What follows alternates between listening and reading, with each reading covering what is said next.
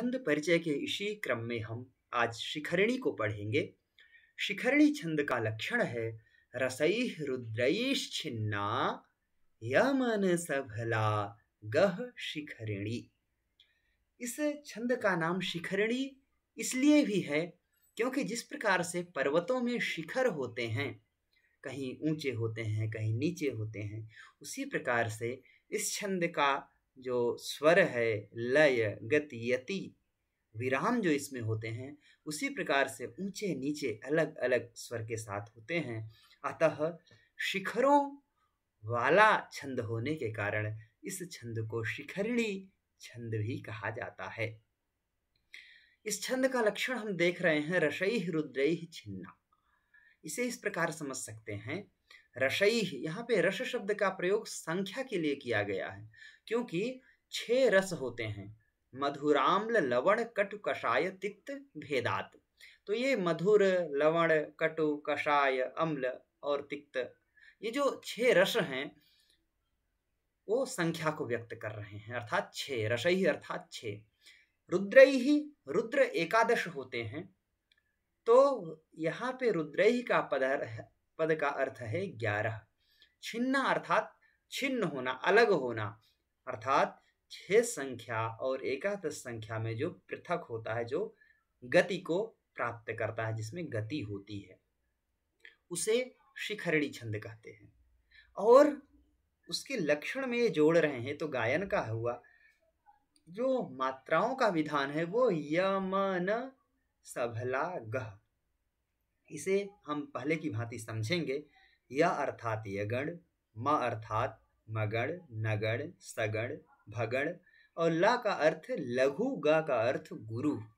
ये इसी का अर्थ हम अगर देखें तो ये अंतिम पंक्ति में लिखा है यगण, मगण, नगण, सगण, भगण और लघु तथा गुरु के क्रम से प्रत्येक चरण में वर्ण होते हैं, और जिस श्लोक में इसी क्रम में वर्ण हो उसे शिखरिणी छंद कहते हैं। 2 बातें और हमें जानना चाहिए। छंद के प्रत्येक पाद में 17 वर्ण होते हैं, सप्तदश वर्ण, जैसे 1, 2, 3, 4, 5, 6, 7, 8, 9, 10, 11, 12, 13, 14, 15, 16, 17, अर्थात यह वारणिक छंद भी कहा जाएगा। वर्ण इसमें परिगणित होते हैं, लेकिन मात्राओं के होने के कारण मात्रिक छंद भी कहा जाएगा।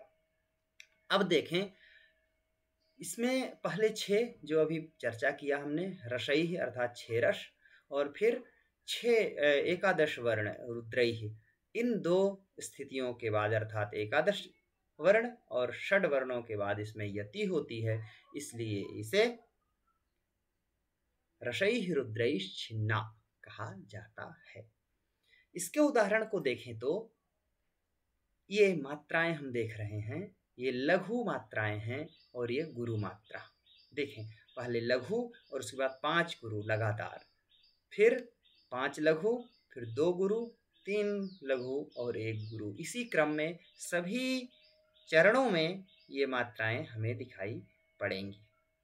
ये मात्राएं कैसी हैं तो हम पीछे को देखें तो यमन सभलागह, जो यमन सभलागह है वही इन मात्राओं को व्यक्त कर रहा है। ये यगण, मगण, नगण, सगण, सभला और भगण, लघु और गुरु, यही स्थिति इसमें है। अब इसके गायन को देख सकते हैं हम। यदा किंचित क्यों हम द्वीप इव मदान्धः समभवम्। इस प्रकार से पूरे चरणों का गायन किया जाएगा। यह नीति शतकम का श्लोक है। इसी प्रकार और अगर हम लक्षण देखें तो इन्हीं मात्राओं को इसी क्रम में अगर हम बैठाएं तो ऐसे भी प्राप्त होते। जैसे महिम्न स्तोत्र है, बहुत प्रसिद्ध स्तोत्र है, पुष्पदंत आचार्य ने भगवान शिव की स्तुति में इसे गायन किया। महिम्नः पारन्ते परम विदुषो यद्य सदृशी।